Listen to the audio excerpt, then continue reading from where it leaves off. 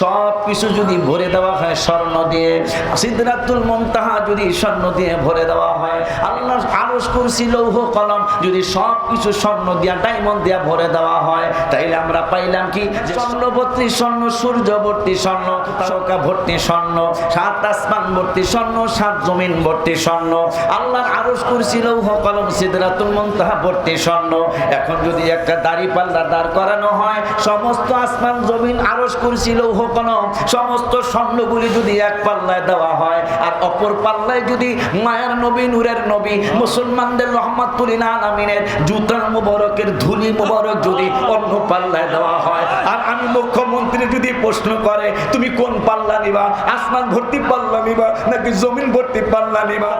নাকি রহমাতুল লিল আলামিনের জুতা মুবারকের ধুলি মুবারকের পাল্লা নিবা, আমি মুখ্যমন্ত্রী বলে দিতাম আমি নবীর জুতা মুবারকের ধুলি মুবারকের পাল্লাই নিতাম।